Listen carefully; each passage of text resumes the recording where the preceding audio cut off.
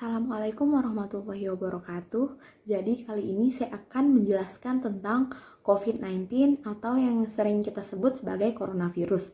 Jadi coronavirus ini adalah penyakit menular yang disebabkan oleh kumpulan virus yang dapat menginfeksi saluran pernapasan. Kemudian coronavirus ini diklarifikasikan menjadi 3 golongan. Golongan yang pertama dan kedua itu adalah golongan yang dapat menginfeksi mamalia mulai dari kelelawar hingga manusia. Kemudian golongan yang ketiga itu adalah golongan yang terdapat pada burung. Kemudian adapun gejala yang dialami oleh penderita COVID-19 ini. Gejala yang pertama itu adalah demam, kemudian gejala yang kedua itu batuk dan pilek. Kemudian gejala yang ketiga itu sakit tenggorokan. Kemudian gejala yang keempat itu gangguan pernapasan. Dan yang kelima itu letih dan lesu.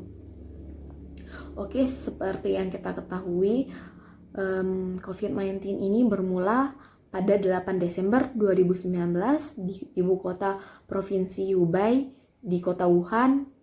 Dan sejak saat itu menyebar secara global yang mengakibatkan keresahan dunia. Kemudian seperti yang kita ketahui bahwa total kematian akibat COVID-19 ini yang ada di negara Cina mencapai 3.300 korban.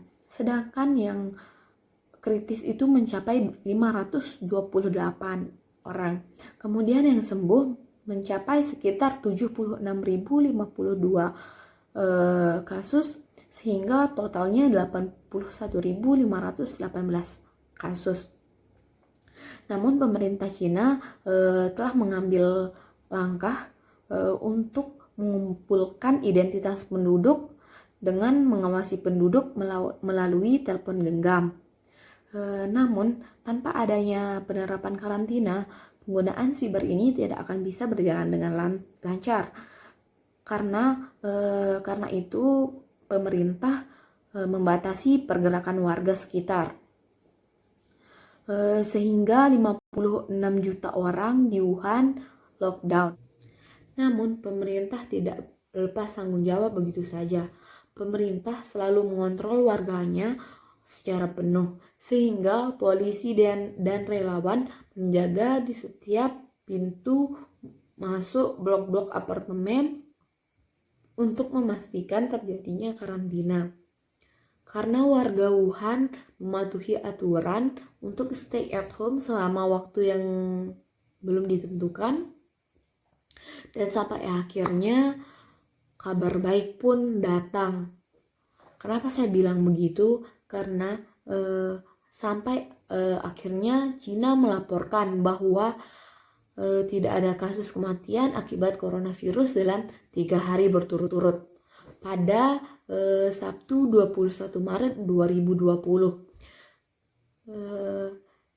Hari demi hari tingkat infeksi kini kian menurun. Yang awalnya dari ribuan kasus ketika puncak wabah terjadi, begitu banyak yang terjangkit oleh virus ini sehingga menjadi 0 dalam waktu 5 minggu. Kemudian Cina mendapat apresiasi dari Organisasi Kesehatan Dunia atau WHO terhadap keberhasilannya dalam menangani COVID-19 ini. Padahal Cina itu adalah pusat pertama kali terjadinya COVID-19 ini. Jadi di sini kota Wuhan memberikan harapan bagi seluruh dunia bahwa bahkan situasi yang paling parah, yang paling genting dapat berbanding berbalik, dapat sembuh sehingga bisa beraktivitas seperti semula. Jadi saya harap kita tuh bisa meniru negara Cina agar selalu stay at home dan dapat memutuskan tali penularan COVID-19 ini. Mungkin itu saja yang dapat saya sampaikan, kurang lebihnya mohon maaf. Assalamualaikum warahmatullahi wabarakatuh.